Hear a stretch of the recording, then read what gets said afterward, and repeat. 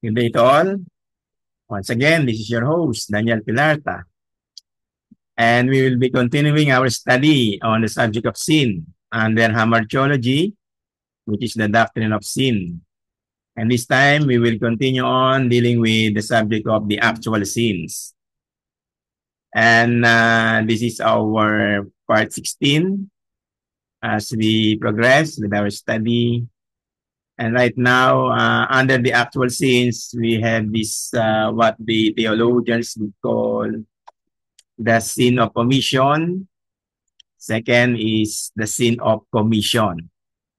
So when we hear about the subject of sin, hindi nawawala yung katuruan nito patungkol dun sa particular sin na tinatawag nga ng mga theologians, Bible scholars, and even the ordinary Christian, sin of omission. At meron ding yung isa pa, yung kanyang counterpart, yung sin of commission. So meron lang letter C na na-omit doon sa commission, kaya naging omission. At yun namang omission, nilagyan na ng letter C at the start, naging commission. Okay? Madaling tandaan. So, ang verses natin regarding that supporting verses natin ay makikita doon sa James chapter 4, verse 17. So, it says here, under the book of Petrus van Maastricht, once again, yung ating lone source of this particular study. Sabi niya rito on his page 494. Actual sins are either omission or commission. And second from the parts, they are sins either of omission or commission. I'd like to read James chapter 4, verse 17 on my ESV, or standard, or rather English Standard Version of the Bible. So whoever knows the right thing to do and fails to do it, for him it is sin. So again, whoever knows the right thing to do and fails, take note of the word fails here, fails to do it, for him, for that particular person, it is sin. Yun po yung tawag natin dyan na sin of omission. Okay? Sabi nito, as we continue with our reading, for these two things come together like parts in all sins, in the omission and commission, are two things that come together like parts in all sins. Almost hindi sila talaga mapaghihiwalay. They join with each other as sinners commit a particular sin. There are sins that the sinners are committing with regard to the omission or the sin of omission, and the other one is sinners committed this particular sin which we call the sin of commission. Mas i-define pa yan natin, and also Maastricht would define for us yung mga particular meaning ng dalawang category na ito. Okay, while what ought to have been omitted is done, what ought to have been done is not done. But where omission predominates and is more conspicuous, ito na naman yung word na conspicuous, meaning yung kitang-kita, easily detected, kita ng ating naked eyes, na experience natin yung paggawa ng kasalanan. Pati yung mga consequences nito, it is very much conspicuous. No? And then there is called the sin of omission and vice versa. So interchangeably, so even simultaneously and even at the same time, nakocommit talaga yung tinatawag na sin of omission at saka yung sin of commission as we sin, no? And then, and thus, the sin of omission is also referred to the class of actual sins. So under actual sins, meron talagang tinatawag na sin of omission, and likewise, meron tinatawag na sin of commission. Because morally speaking, it is never without some action, either preceding or concomitant. Meaning concomitant is the proceeding, no? So, moreover, in omission, the lawlessness adheres either in the faculty or in the habit.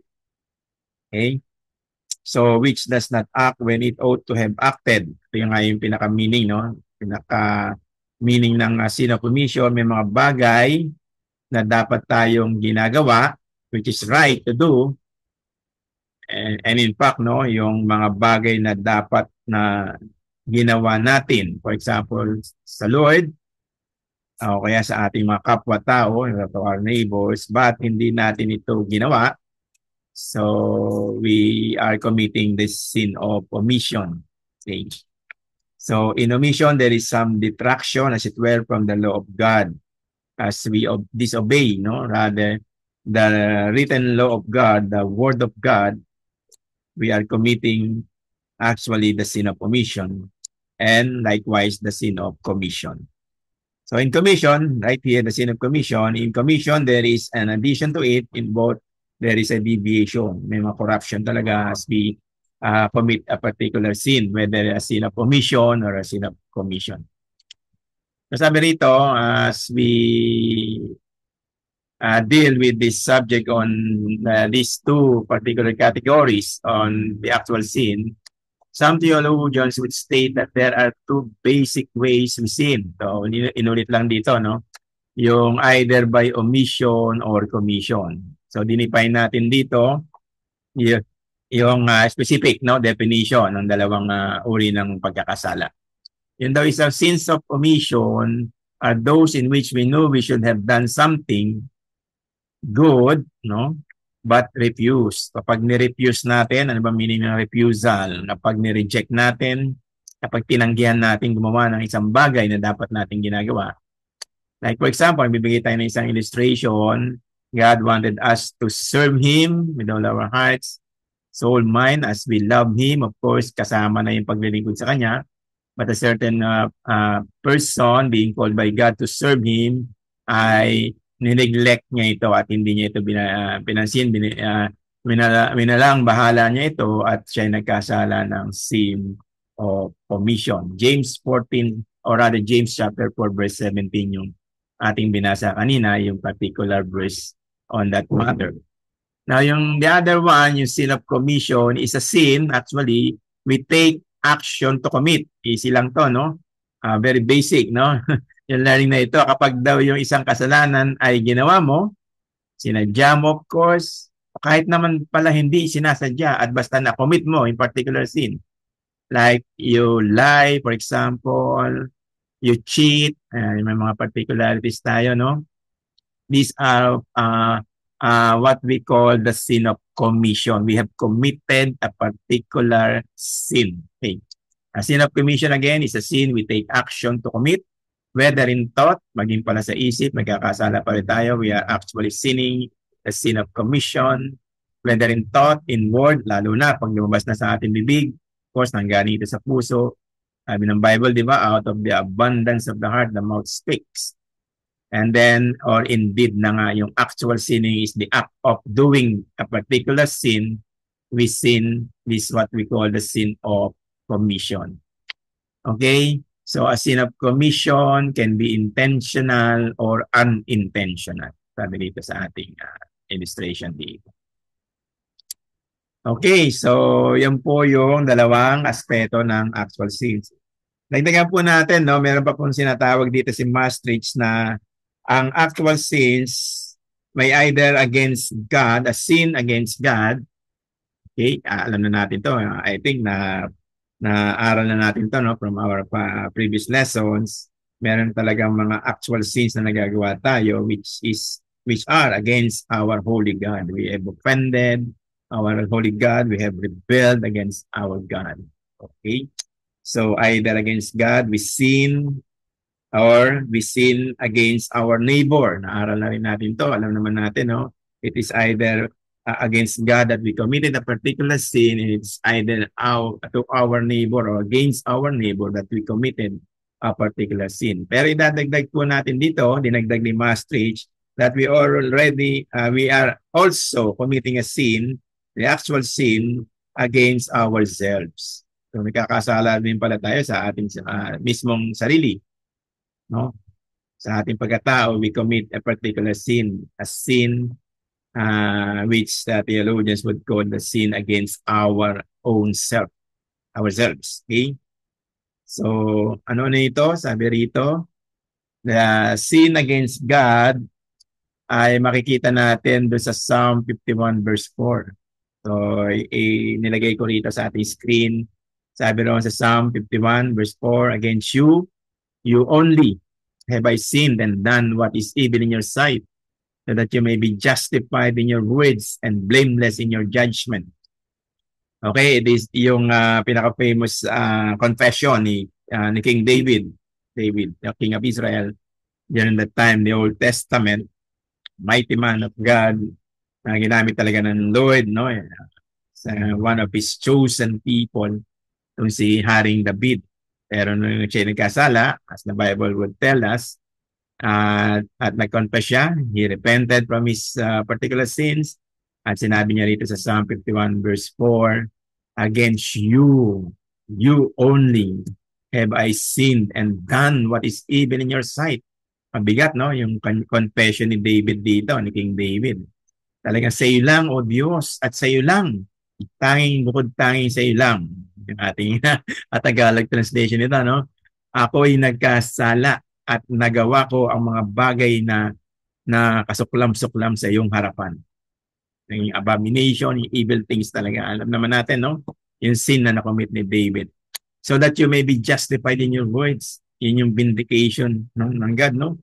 Na talagang, ito nga yung sinasabi ng theologians, mabalik ko lang yung ating sinasabi noon, past lessons, na talaga yung sin, yeah, very ugly. Talagang may consequences.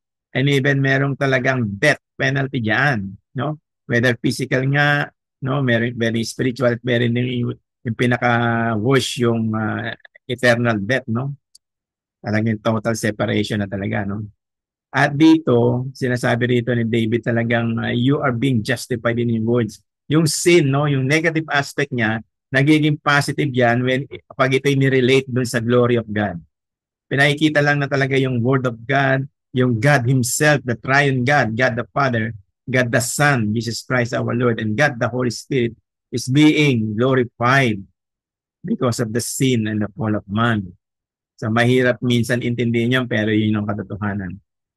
As we progress, malalaman natin yung mga deeper meaning pa niyan. Okay? So stay put, no? Manatili lang po tayo sa ating study. And against our neighbor in 1 Samuel chapter 2 verse 25, sabi rito, against naman sa ating kapwa-tao, sa 1 Samuel chapter 2 verse 25. If someone sins against a man, God will mediate for him. But if someone sins against the Lord, who can intercede for him?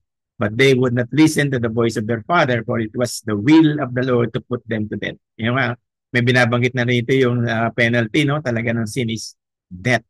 Yan, sa third category, malalaman natin in the penalty of sin and the state of sin. Nandun na, i-define na natin yung death. Three kinds of death. Okay? So against our neighbor, talagang we sin against a man. A man meaning neighbor. Human beings like kapwa-tao na. And then third and last, dun sa category na ito, yung against ourselves. Ito, bihira natin itong ma-notice. Ala natin na basta nagkakasala lang tayo sa Diyos, nagkakasala tayo given na sa ating kapwa-tao, pero sa ating sarili, nagkakasala rin pala tayo. Against ourselves, ang ating verse dyan is 1 Corinthians chapter 6 verse 18. Flee from sexual immorality. Every other sin a person commits is outside the body, but the sexually immoral person sins against his own body. Ang linaw po, no? Talagang pag nagko-commit pala tayo ng sexual immorality, ano-ano ba yun? One is adultery. Alam natin what's the meaning of adultery. One is fornication. Yung fornication, yung committing sexual sins, no? Na those who are not yet married, they are having this sexual intercourse, they are committing fornication.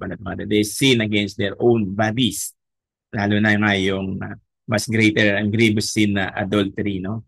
Yung pakikiapid sa hindi mo asawa. Okay? So that goes our 16th of our series of lectures, 16th part. Pang 16 pa lang ito, no? Marami pang mga susunod na parts as we go along, no, with our continuous study on the subject of sin. So, puputulin muna natin sa ganitong mga oras At itutuloy natin ito in the very, very near future. God bless you, and to God alone, once again, be all the glory, and see you next time on the continuation of our study on the subject of sin, particularly on the actual sin. Thank you so much. See you soon.